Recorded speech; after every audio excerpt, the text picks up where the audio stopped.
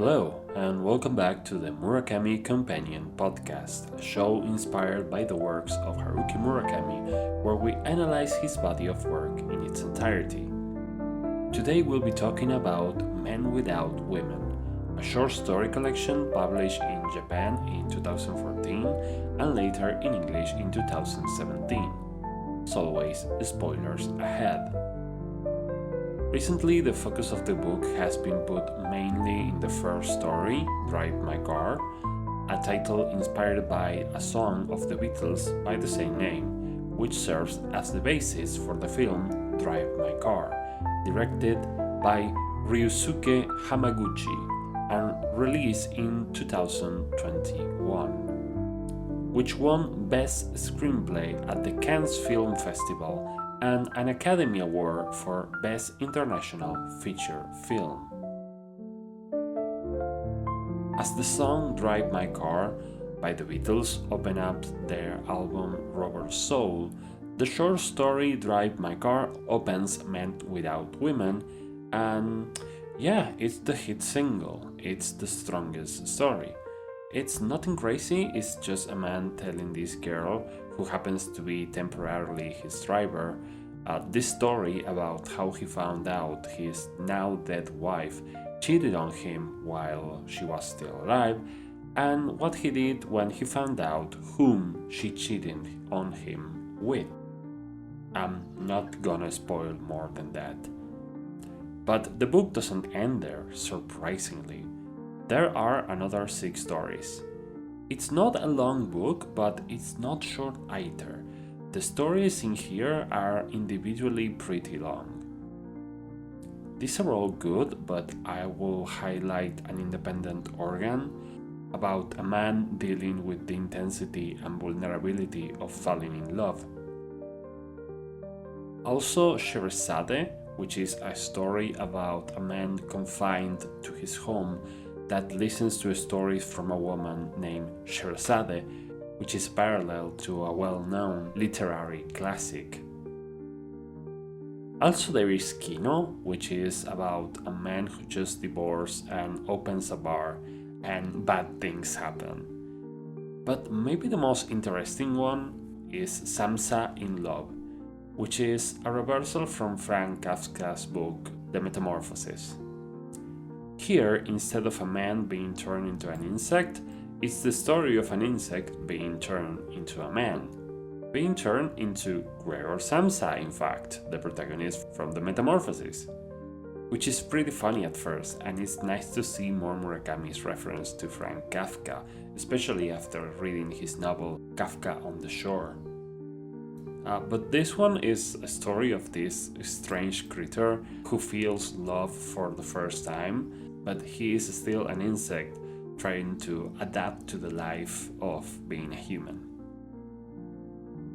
Whenever someone tells me that they would like to start reading Murakami, I always say, if you like novels, start with Tokyo Blues, and if you like short stories, start with Men Without Women. These are solid entry points.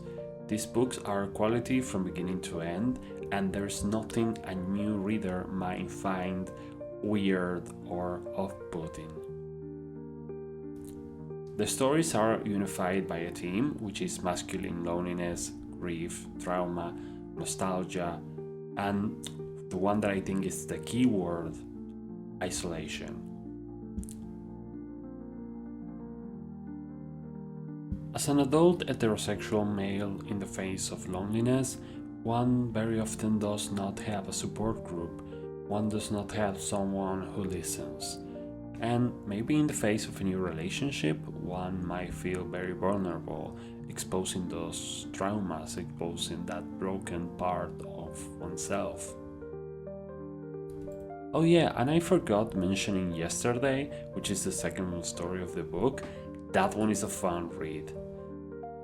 But I want to skip to the very last story, the titular Men Without Women. This is the story about a man who receives a phone call telling him that the woman he once loved very dearly had taken her own life. She is no longer among the living. So he's not only lonely, but he also had lost any chance to ever reconnect with her. So it's double the loneliness. And it's a long reflection about how losing someone changes us forever. It reshapes us as people. There's a clip of a podcast someone sent me long ago where a group of people that was, the group was half men and the other half were women, and they were talking about love, about how women can love a man deeply, but eventually and painfully forget about him. But men, even if they start a new life with someone else and spend decades without seeing the other person, they will love and miss that person forever. Even if we are talking about women who betrayed them, if they really loved them deeply, somewhere inside they will still love them. And this aspect of men's nature is what curses them with an aura of loneliness and permanent nostalgia. It's interesting that the book shows us its hand in the very last story.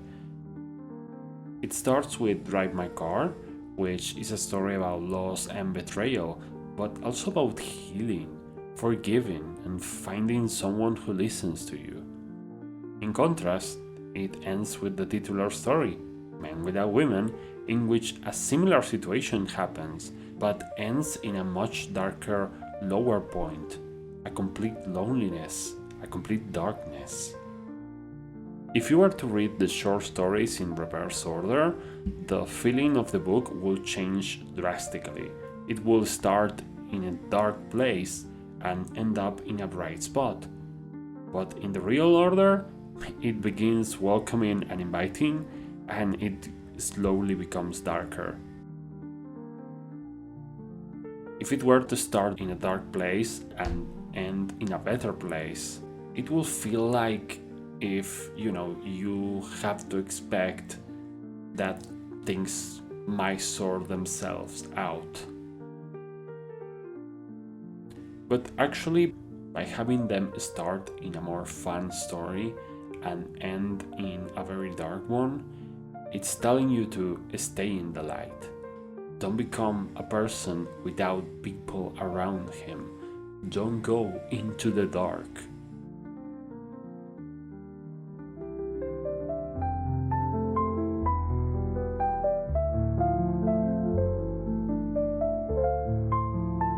You can get Men Without Women pretty much anywhere where good books are sold. If you want to support this podcast, or you just like cool t-shirts, coffee mugs, or art prints, we've got a few digital stores where you can find all of that and more, featuring the cover artwork for this episode, inspired by Men Without Women. There will be one design for each episode release of this podcast.